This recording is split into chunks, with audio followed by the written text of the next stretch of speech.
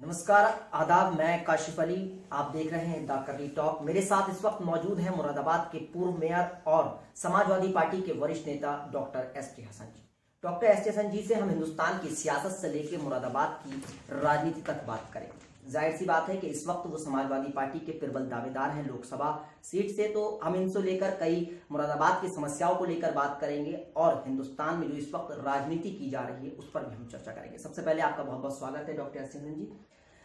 सबसे पहला सवाल हम हिंदुस्तान की सियासत से कर लेते हैं। इस वक्त जो हमने देखा कि भारत और पाकिस्तान के बीच तनाव हुआ और उसके बाद हमारे 44 जवान शहीद होते हैं। फिर भारत जो है वो पाकिस्तान में घुसकर हमला करता है और पाकिस्तान हमारे एक विंग कमांडर अभिनंदन को अपने कब्जे में ले लेता है, लेकिन भारत की बेहतर कूटनीति राजनीति की वजह से अभिनंदन वापस आ जाते हैं। लेकिन देखने को मिला कि अभिनंदन के नाम पर मौजूदा सरकार या यूं कहें कि बीजेपी उन पर राजनीति कर रही है। उनके पोस्टर होर्डिंग का इस्तेमाल किया जा रहा है, जो कि लगातार उनकी आलोचना हो रही है। इस पर डॉक्टर एस.टी. हसन जी क्या कहते हैं, क्या कितना सही है और कितना गलत है? देखिए, हमारा मुल्क बहुत बार ऐसी समस्याओं से जूझा है। हमने बड़ी बड़ी कुर्बानियाँ भी दी हैं। हमारी सेना ने, हमारी फौज ने वो काम करे हैं जो पूरी दुनिया का इतिहास बन चुके हैं। मैं अपनी सेना को, अपने वायु सेना को, थल सेना को, जल सेना को सलाम करता हूँ कि उन्होंने आतंकवाद के खिलाफ जो जंग छेड़ी है उसमें ज़बरदस्त कामयाबी मिली। हमारे अभिनंदन जी जो वहाँ पे चले गए थे और वहाँ पे पकड़े गए थे, उनको लाने में सफलता प्राप्त हुई। लेकिन मेरा ये कहना है कि ये अगर हम पर्सनल उसका क्रेडिट लेना चाहें, कोई पार्टी क्रेडिट लेना चाहे या कोई नेता इस बात का क्रेडिट लेना चाहे, तो ये इससे बुरी बात और इससे ज़्यादा अफसोसनाक बात क्या हो सकती है। और ये सेना की भी एक इंसल्ट है कि अब उनके कामों को हम अपनी पीठ थपथपाने लगे। दरअसल जो रूलिंग पार्टी है वो इतनी बौखलाई हुई है और उनके बाद इतनी बैंकरप्ट हो गए मुद्दों के हिसाब से कि उन्होंने सेना के पराक्रम को, सेना के शौर्य को अपना शौर्य समझ लिया और उसको पॉलिटिकली उसका फ़ायदा उठाने की कोशिश कर रहे हैं, जो कि हमारे देश के लिए एक अच्छा संकेत भी नहीं है और सेना के लिए भी बहुत बुरा संकेत है। बिल्कुल, डॉक्टर एस.टी. हसन जी का साफ तौर पर कहना है कि ये अच्छा संकेत नहीं है, इस तरीके की राजनीति नहीं होनी चाहिए। चलिए आगे बढ़ते हैं, मुरादाबाद की बात कर लेते हैं। मुरादाबाद में समाजवादी पार्टी के प्रबल दावेदार हैं इस वक्त लोकसभा सीट से। समाजवादी पार्टी की ये मायावती और अखिलेश यादव का गठबंधन के बाद ये सीट समाजवादी पार्टी के खाते में गई है, तो उम्मीद सबसे नाम प्रबल दावेदार है doctor ST. Hasan ji. Doctor Hasan जी, इस वक्त मुरादाबाद काफी समस्याओं से जूझ रहा है। उसमें सबसे बड़ी जो समस्या है यहाँ का पीतल उद्योग, जो इस वक्त अपने हम कह सकते हैं कि सिसक रहा है। इसको लेकर अगर डॉक्टर एस.टी. हसन यहाँ के सांसद बनते हैं तो वो पीतल उद्योग के लिए सबसे पहला कदम क्या उठाएंगे और वो क्या अपने तरीके से यहाँ की जनता के आंसू पोंछेंगे? देखिए, मुरादाबाद हिंदुस्तान को बहुत बड़ा फॉरेन एक्सचेंज देता है। तकरीबन 20-22 हज़ार करोड़ का फॉरेन एक्सचेंज मुरादाबाद से मिलता है। लेकिन बदनसीबी मुरादाबाद के साथ ये है कि किसी भी हुकूमत ने यहाँ के उद्योग को प्रोत्साहन नहीं दिया, प्रमोट करने की कोशिश नहीं करी।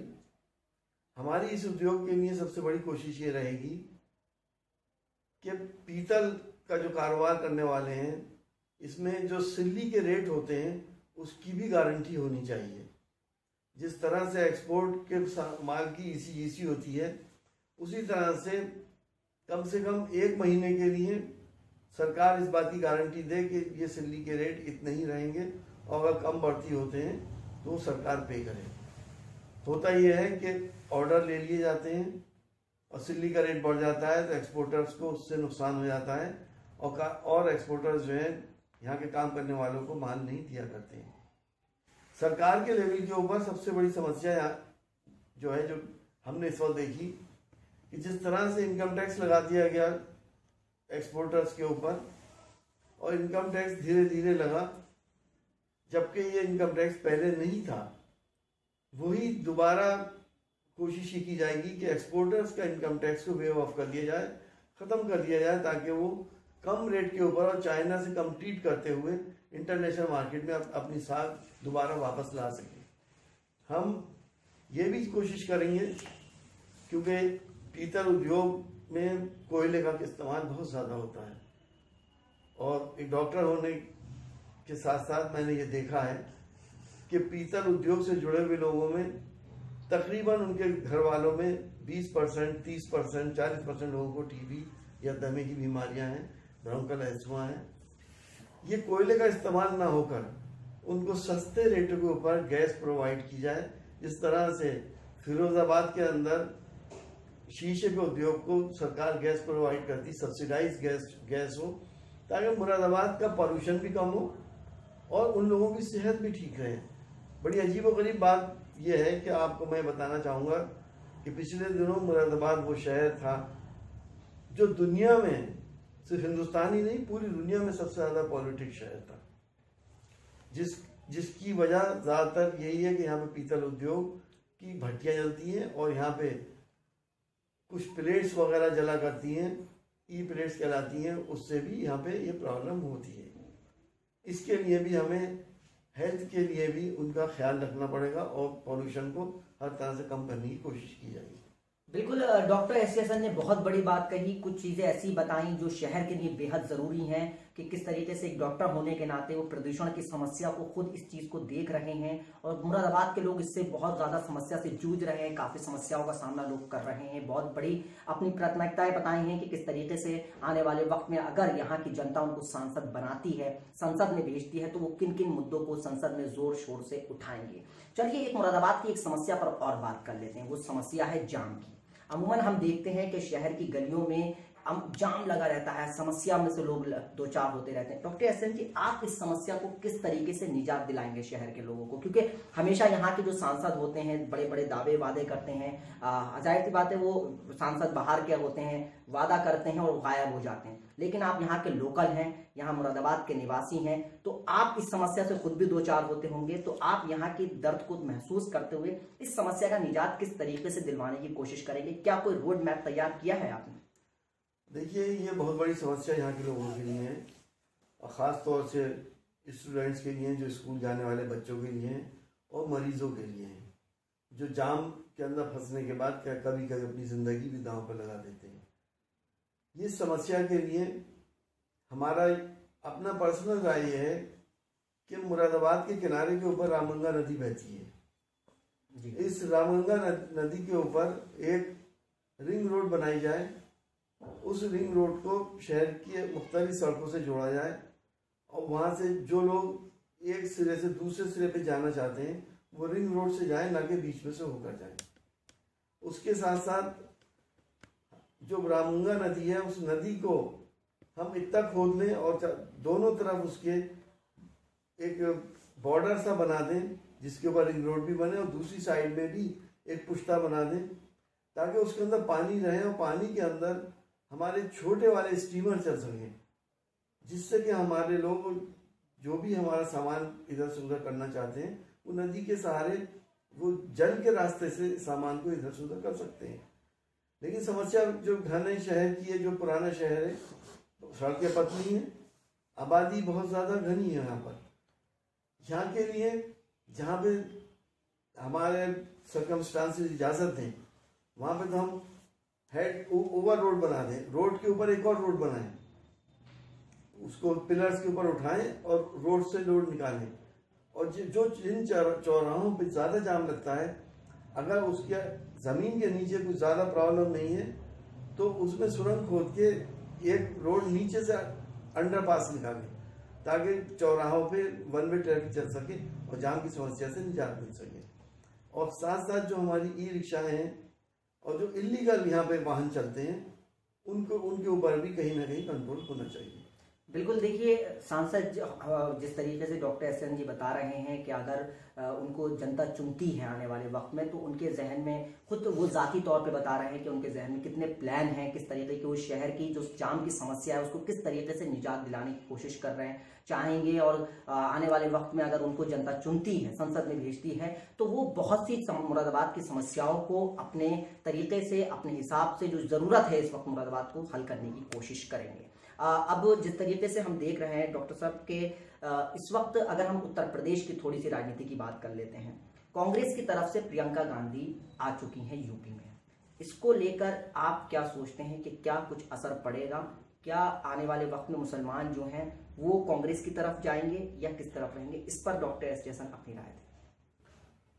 देखिए, ऐसा है कि प्रियंका गांधी जी अब एक्टिव पॉलिटिक्स में आई हैं, लेकिन इससे पहले भी जो पिछले चुनाव हुए हैं उस वक्त भी उनकी राय के बगैर कोई काम कांग्रेस में नहीं हुआ करता था।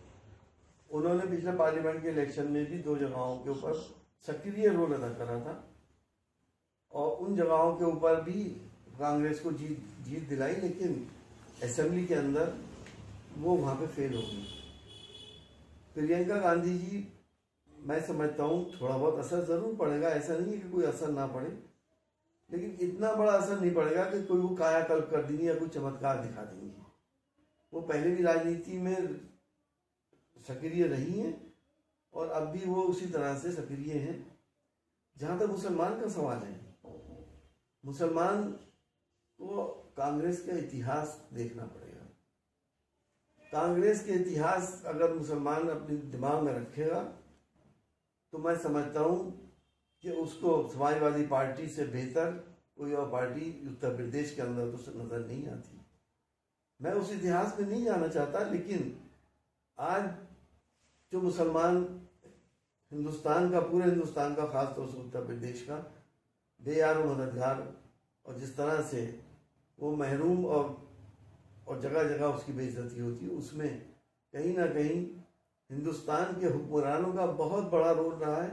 जिन लोगों ने इस मुल्क के ऊपर सबसे ज़्यादा हुकूमतें करी हैं, उन्होंने आज हमें इस जगह पर लाके खड़ा भी किया है।